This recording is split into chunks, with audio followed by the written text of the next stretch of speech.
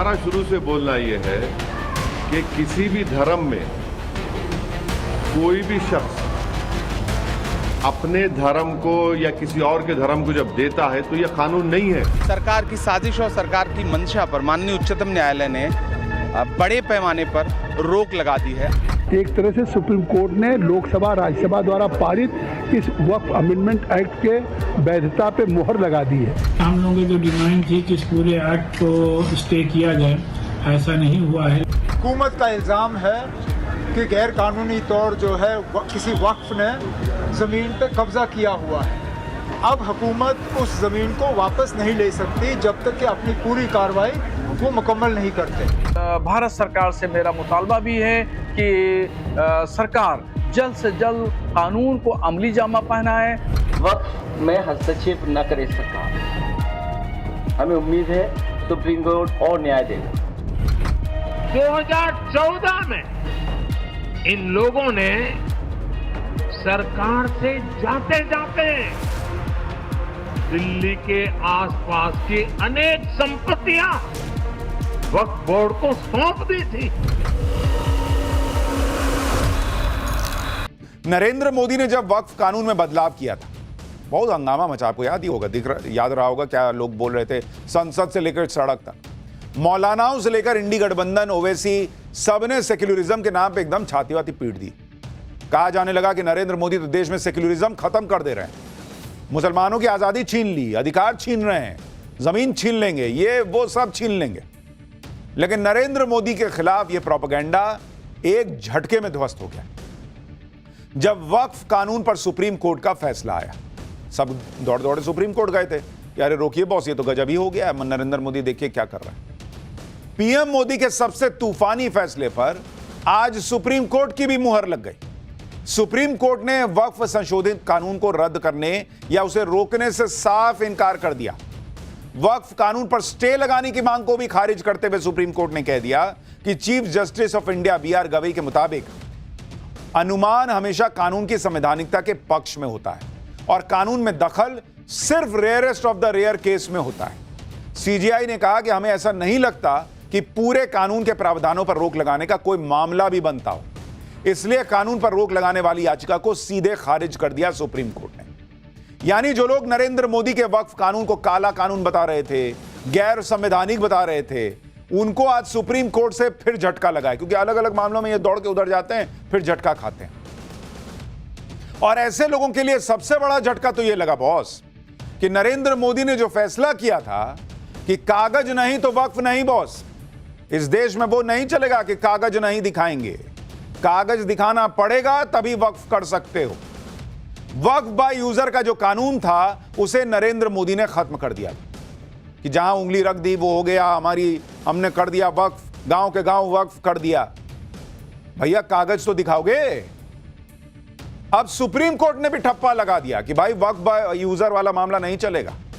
Supreme court ने वक्फ act में क्या रोका है, क्या छोड़ा है, ओवैसी से लेकर मौलानाओं का क्या हाल हुआ है, इंडी गठबंधन क्या कह रहा है, इसमें उसको कौन सी जीत दिख गई है, पीएम मोदी ने वक्फ एक्ट बदला, अब सुप्रीम कोर्ट के फैसले के बाद देश में क्या क्या बदल जाएगा, आज आपको इस सब के बारे में बताऊंगा।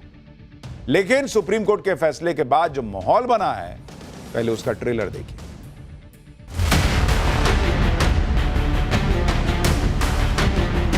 वक्फ अमेंडमेंट एक्ट में जो प्रावधान है वो संपूर्ण रूप से पूरे मुस्लिम कौम के लिए फायदा पहुंचाने वाला है।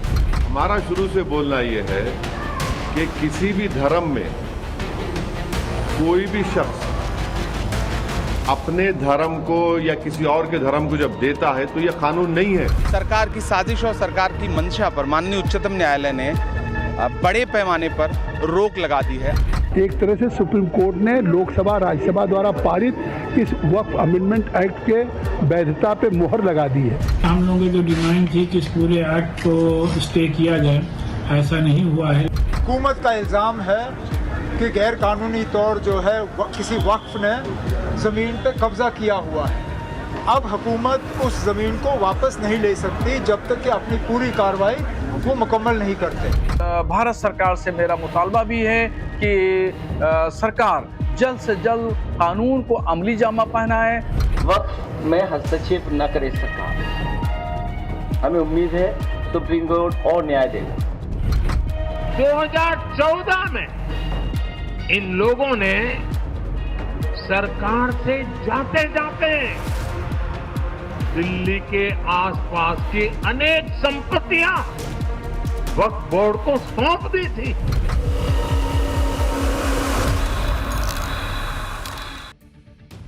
नरेंद्र मोदी के वक्फ कानून पर बड़ी बात यह है कि सुप्रीम कोर्ट ने इस पर रोक नहीं लगाई।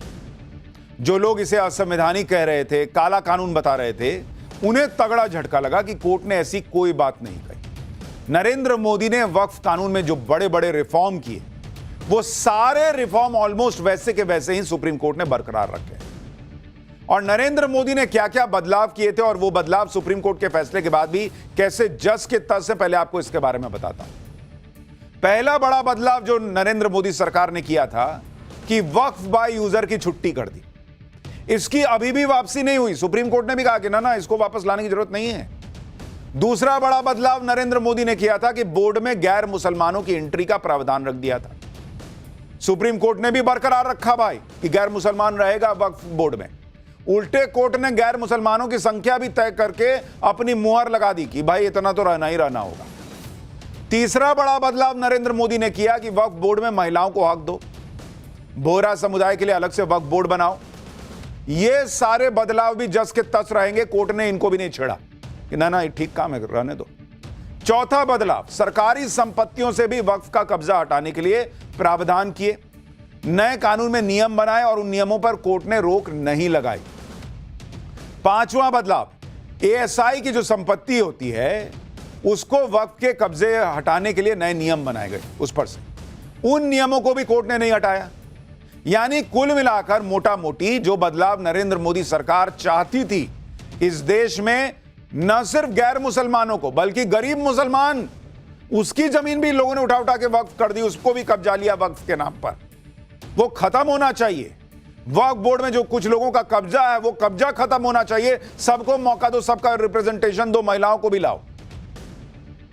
तो जो बदलाव मोदी सरकार ने किया, लगभग सारे वो बदलाव कोर्ट में भी मान लिए गए और कोर्ट ने उनमें से ज्यादातर चीजों पर रोक नहीं लगाई। किस पे लगाई वो आगे बताऊंगा। सबसे बड़ी बात जो रही कि वक्फ बाय यूजर के जिस प्रावधान को नरेंद्र मोदी ने रद्द किया था, उस प्रावधान की वापसी सुप्रीम कोर्ट के फैसले के बाद भी नहीं हो पाई। यानी नरेंद्र मोदी का यह फैसला सुप्रीम कोर्ट और संविधान के टेस्ट में पास हो गया। वक्फ बाय यूजर का मतलब ऐसी संपत्तियों से है जिनका लंबे समय से धार्मिक या धर्म के कार्यों में इस्तेमाल हो रहा होता है और इस वजह से उन्हें वक्फ की संपत्ति मान लिया जाता है कि नहीं, बहुत दिन से हम कर रहे हैं तो ये वक्फ कर दिया हमने। मान लीजिए कोई जमीन है, आपने कहा हम बहुत दिन से यहां नमाज पढ़ रहे हैं, हम बहुत दिन से यहां पे कोई कार्यक्रम कर रहे हैं, धर्म का कर रहे हैं, अब ये वक्फ कर दिया मैंने, तो वक्फ बाय यूजर हो गया, वक्फ बाय यूज हो गया। भले ही औपचारिक दस्तावेज हो ना हो, फर्क नहीं पड़ता था। वक्फ संशोधन कानून में वक्फ बाय यूजर के प्रावधान को ही हटा दिया गया कि बहुत ऐसे कैसे चलेगा, कागज है ये नहीं, आप कह रहे कि नहीं हम तो कर दिए तो कर दिए। तो याचिकाकर्ताओं ने इसका बड़ा विरोध किया कि अरे वक्फ बाय यूजर कैसे हटा दीजिएगा, ये तो मुसलमानों के साथ अन्याय हो जाएगा। सुप्रीम कोर्ट ने वक्फ बाय यूजर के कॉन्सेप्ट को सही नहीं माना और कहा कि कई बार इसका गलत प्रयोग होता है, इसलिए वक्फ बाय यूजर पर रोक जारी रहेगी। कोर्ट ने कहा कि वक्फ का कानून 1923 से है। अगर मुतवल्ली ने 102 साल से वक्फ का रजिस्ट्रेशन नहीं कराया जैसे पहले के कानून में प्रावधान था, तो वो कैसे दावा कर सकता है बॉस कि बिना रजिस्ट्रेशन के भी वक्फ संपत्ति मानी जाएगी।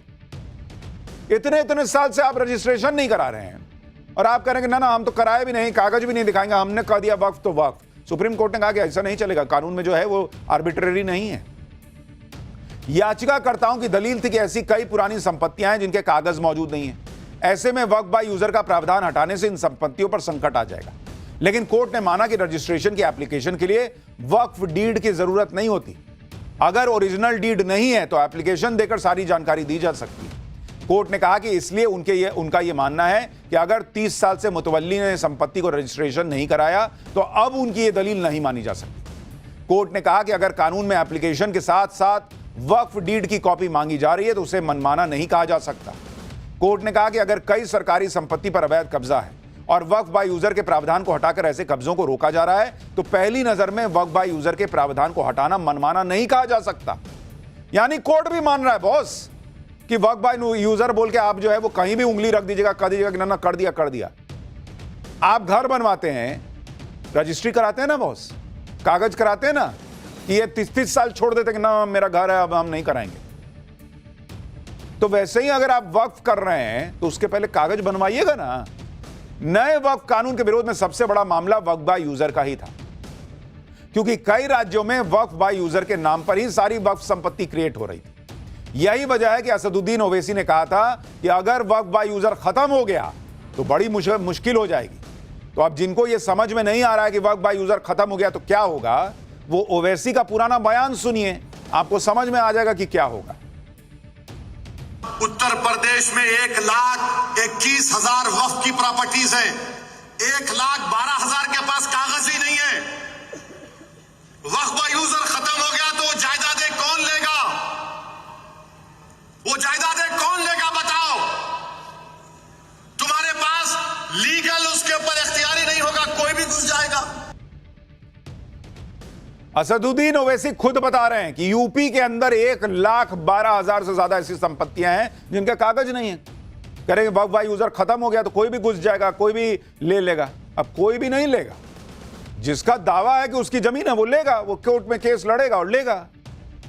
आज सुप्रीम कोर्ट का फैसला देखने के बाद ओवैसी के इसलिए होश उड़े हुए हैं। ओवैसी का आज क्या हाल है, मौलानाओं का क्या हाल है, ये आगे आपको बताऊंगा। लेकिन कुछ लोग बिना कुछ समझे सुप्रीम कोर्ट के आज के फैसले पर उछल रहे हैं। ये लोग वक्फ कानून के कुछ प्रावधानों का हवाला देकर कह रहे हैं कि सुप्रीम कोर्ट ने इन प्रावधानों पर रोक लगाकर नरेंद्र मोदी को झटका दे दिया, जबकि सच यह है कि इन प्रावधानों पर रोक से कुछ ज्यादा फर्क पड़ने वाला नहीं है। कोर्ट ने वक्फ कानून के किन प्रावधानों को रोका उसके बारे में भी आपको बताता हूं। पहला जिस पर कोर्ट ने रोक लगाई, अंतरिम रोक भी कह सकते हैं आप, कि कलेक्टर को प्रॉपर्टी विवाद पर निर्णय लेने का अधिकार नहीं होगा, इस पे तो रोक लगाई। अब जिला कलेक्टर का यह फैसला नहीं ले पाएगा, जिला कलेक्टर यह फैसला नहीं ले पाएगा कि कोई संपत्ति वक्फ है या नहीं। दूसरा, वक्फ संशोधन अधिनियम 2025 के उस प्रावधान पर रोक लगाई गई जिसके तहत किसी व्यक्ति को वक्फ बनाने के लिए कम से कम 5 सालों तक इस्लाम का अनुयायी होना जरूरी था। तीसरा, सुप्रीम कोर्ट ने आदेश दिया कि केंद्रीय वक्फ परिषद में कुल 20 लोगों में गैर मुस्लिम सदस्यों की संख्या 4 से अधिक नहीं हो सकती। राज्य वक्फ बोर्डों में कुल 11 लोगों में से गैर मुस्लिम सदस्यों की संख्या 3 से अधिक नहीं हो सकती। ये वो 3 प्रावधान है जिस पर रोक को ही इंडी गठबंधन अपनी जीत बताने लग गया। जो लोग कह रहे थे कि पूरा कानून ही गैर संवैधानिक है, वो कानून वैसा का वैसा ऑलमोस्ट आ गया, उस पर वो कुछ नहीं बोल रहे हैं। ये 3 चीज पे कह रहे हैं कि जीत गए हम लोग। एक बार इंडी गठबंधन के नेताओं को सुनिए, फिर आपको बताता हूं कि इन 3 प्रावधानों में रोक को लेकर भी कितने पेच हैं और इससे जो वक्फ के नाम पर जमीन कब्जाने का काम चल रहा था, आरोप लगता है, वो रुक नहीं जाएगा। उसको अब करना बहुत मुश्किल होगा। सरकार की साजिश और सरकार की मंशा पर माननीय उच्चतम न्यायालय ने बड़े पैमाने पर रोक लगा दी है, अंकुश लगा दी है।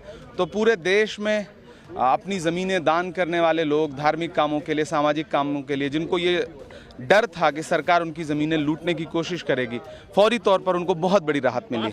जो फैसला आज आया वो एनडीए के मुंह पे एक ऐसा करारा तमाचा है और पूरे देश के लोग सर्वोच्च न्यायालय के हम सब लोग कृतज्ञ हैं कि उन्होंने एक ऐसा फैसला दिया, चाहे वो रजिस्ट्रेशन का फैसला हो, चाहे वो सीओ का फैसला हो, चाहे वो मेंबर्स के नॉन मुस्लिम मुस्लिम होने का फैसला हो। और हम ये समझते हैं कि ये एक बहुत ही अच्छी शुरुआत है। पार्टी ने भी जो है पिटीशन दिया, तो अभी जो भी न्यायालय का जो फैसला है हम लोग स्वागत करते हैं। इसमें एक ही मजहब के लोगों को जो है निशाना बनाया जा रहा है। सिर्फ एक ही मजहब के जो इदारे हैं, जो प्रॉपर्टीज़ हैं, उन्हें एक बिल के तहत जो है उनको इस कानून के दायरे में लाया गया। अच्छी बात है कि सुप्रीम कोर्ट ने भी इस चीज़ को समझा है। सुप्रीम कोर्ट ने समझा नहीं समझा वो तो अलग बात है। इन लोगों को यह समझ में आ गया कि नरेंद्र मोदी ने जो किया है वो तो काम होके रहेगा। और चूंकि वो गैर संवैधानिक नहीं था, इनको भी अंदर ही अंदर तो पता था, वोट बैंक के लिए बोल रहे थे कि ऐसा हो जाएगा वैसा हो जाएगा। इनको समझ में तो आ रहा था कि नरेंद्र मोदी इतने सालों से जो चल रहा है गलत काम, उसको रोकने के लिए कर रहे हैं। तो अब सुप्रीम कोर्ट से भी जब मुहर लग गई तो कह ना ऐसा हुआ ना, इस वजह से ये जो है नरेंद्र मोदी के लिए झटका है। जबकि खुद ही मान रहे थे कि वक्फ बाय यूजर खत्म हो गया तो बाप रे बाप अब क्या हो जाएगा, तो अब तो खत्म हो गया। अब आपको यह भी समझना चाहिए कि जिन 3 प्रावधान पर रोक को लेकर इंडी गठबंधन अपनी जीत का जश्न मना रहा है उसमें कौन कौन से पेच हैं। जैसे कोर्ट ने कलेक्टर के अधिकारों को सीमित कर दिया, लेकिन यह बात समझने वाली है कि वक्फ संपत्तियों का सर्वे करने का अधिकार तो अभी भी कलेक्टर के पास ही रहेगा। कोर्ट ने उसमें कोई बदलाव नहीं किया है, बस यह कहा कि कलेक्टर का फैसला आखिरी नहीं होगा, सर्वे तो कलेक्टर ही करेगा। ठीक है, आखिरी फैसला कलेक्टर का नहीं होगा, आगे कोर्ट का होगा। इसमें क्या है, दरवाजे तो खुले अलग अलग कोर्ट में जाने के। पहले तो ट्रिब्यूनल के आगे ही नहीं जा पा रहा था आदमी। दूसरी बात, जहां तक 5 साल तक इस्लाम प्रैक्टिस के नियम पर रोक की बात, तो यह रोक तब तक है जब तक राज्य सरकार नियम नहीं बना लेती। यह अंतरिम रोक है बॉस, नियम बन जाएगा उसके बाद यह भी खत्म हो सकता है। तीसरी बात, मुस्लिम पक्ष तो यह चाह रहा था कि वक्फ बोर्ड में एक भी गैर मुसलमान मेंबर नहीं होना चाहिए। आपको याद है ये लोग कहते थे कि बाप रे बाप, मुसलमान का काम है, मुसलमान अपनी जमीन दान कर रहा है, इसमें गैर मुसलमान क्या करेगा। लेकिन उनकी यह मांग कोर्ट ने नहीं मानी। सुप्रीम कोर्ट ने साफ कह दिया कि भाई मिनिमम जो है 4 लोग आपको रखने ही होंगे मैक्सिमम। सुप्रीम कोर्ट ने जिन प्रावधानों पर रोक लगाई है उसमें भी कई पेच है। यही वजह है कि वक्फ कानून के खिलाफ बड़ी लड़ाई लड़ने वाले असदुद्दीन ओवैसी भी खुद मान रहे हैं कि सुप्रीम कोर्ट का फैसला बड़ी जीत कम, बड़ा झटका ज्यादा है। सुनिए ओवैसी को। अब आप ये देखिए कि ऑनरेबल सुप्रीम कोर्ट ने ये कहा है कि 5 साल का जो एक्ट में था कि उसको 5 साल मुसलमान उन्हें दिखाना पड़ेगा, वो कंप्लीट स्टे नहीं है। ऑनरेबल सुप्रीम कोर्ट ने ये कहा है कि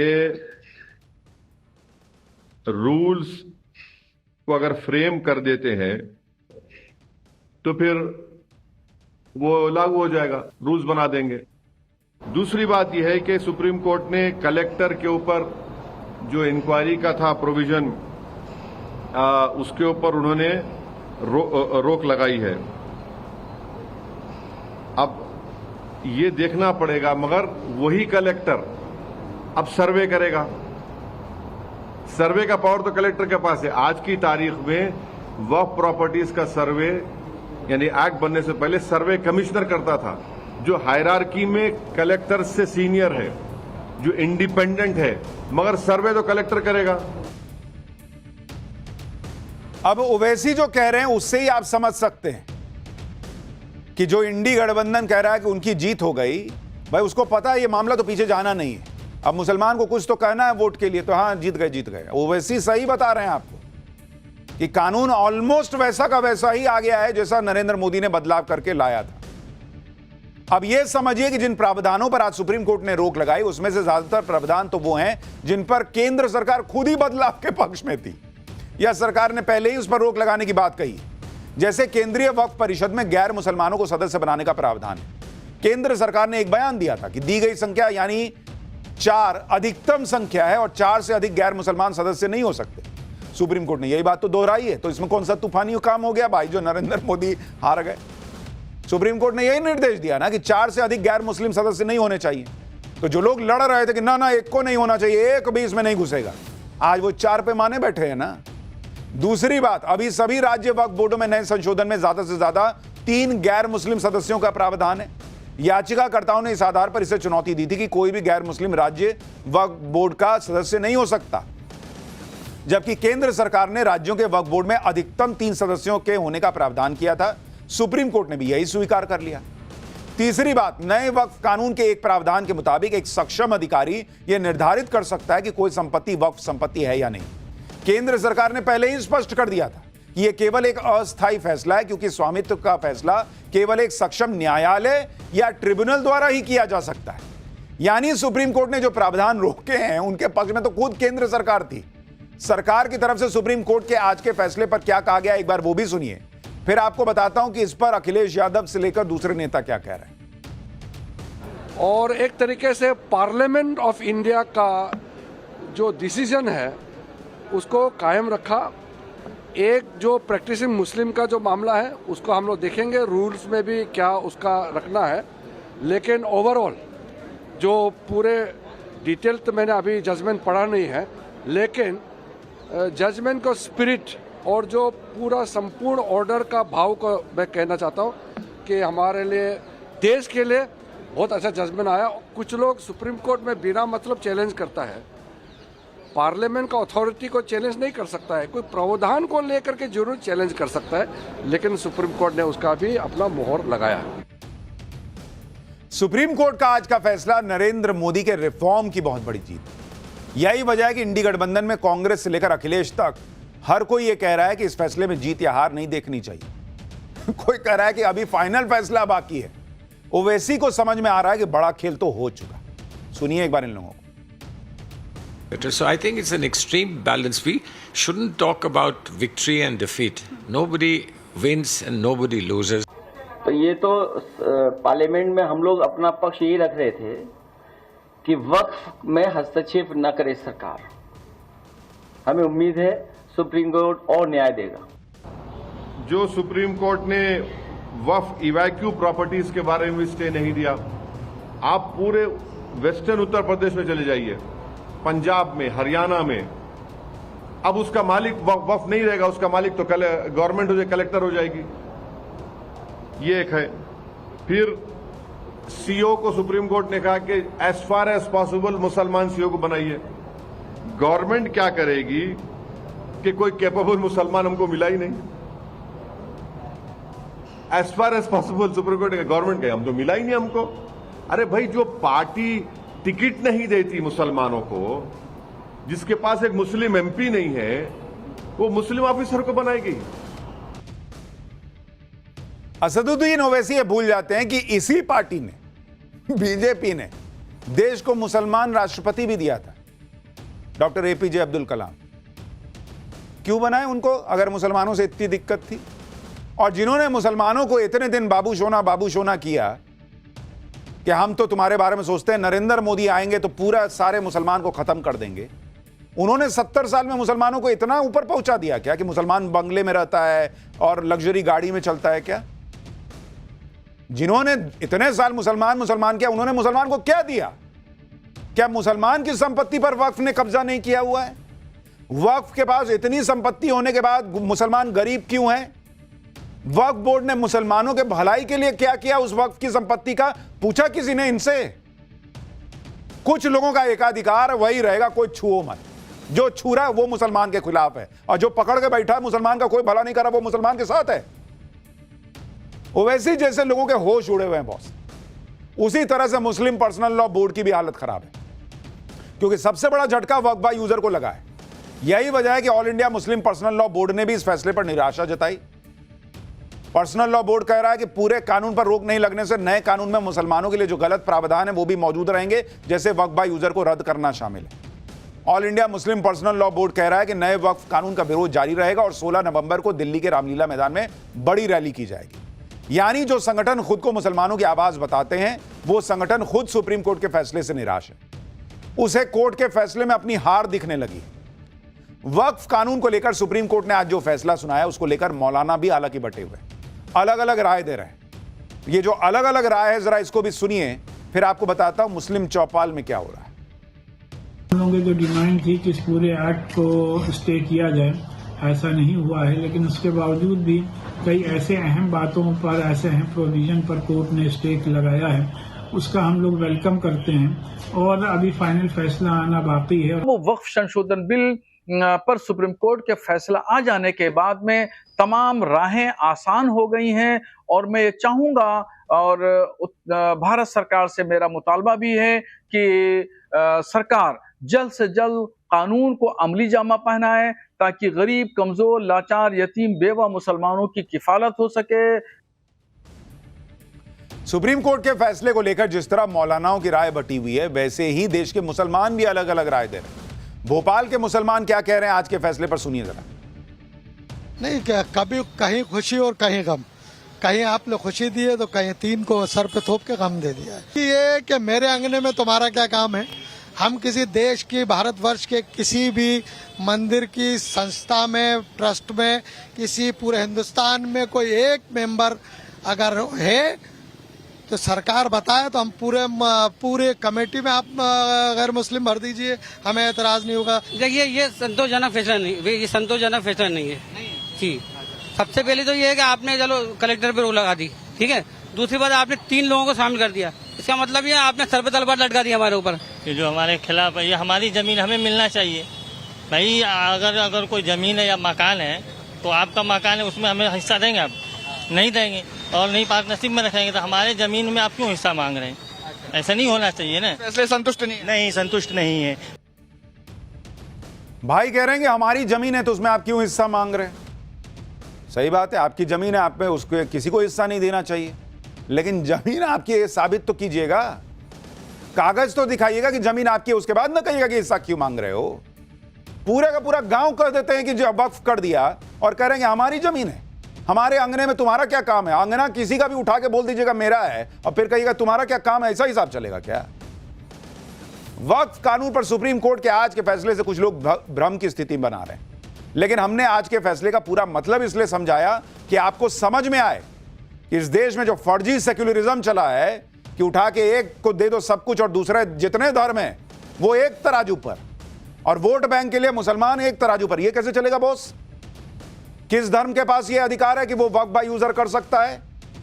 हिंदू के पास क्या है, सिख के पास क्या है, ईसाई के पास क्या है, पारसी के पास क्या है, जैन के पास क्या?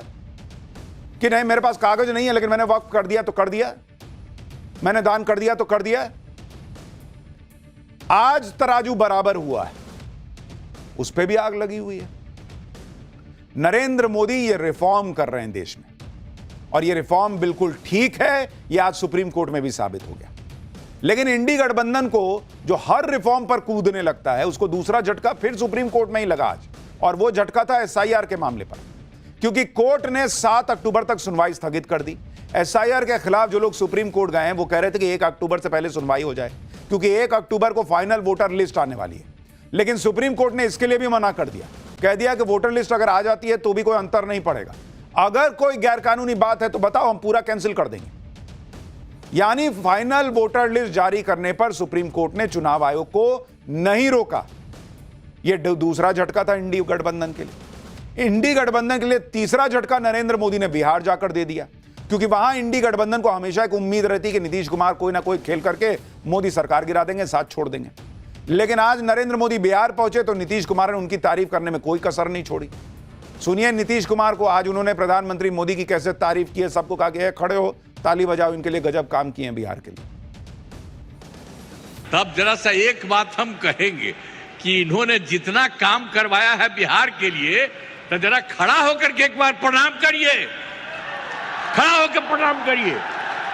तो ये बहुत बड़ी बात है, इसलिए आप कहाँ बैठी हुई हो तुम लोग? है खड़ा हो, वहां बैठे हुए खड़ा होके बोलो सब जगह। तो सब जगह से आप लोगों ने उनका स्वागत किया, एक एक बात जाना है, इसलिए मैं आप सबको मैं बधाई देता हूं, बहुत बहुत धन्यवाद। राज्य सरकार तो कर ही रही है, अब इनका जो सहयोग मिल रहा है इसलिए बिहार बहुत आगे बढ़ जाएगा, एक नया राज्य बनेगा। इन्हीं शब्दों के साथ आप सबको बहुत बहुत धन्यवाद। तो जो लोग सपना देख रहे हैं इतने दिन से कि नीतीश कुमार अब पलटी मारेंगे तब पलटी मारेंगे, नीतीश कुमार कह रहे हैं कि खड़ा ना हो जी, ताली बजाओ मोदी के लिए।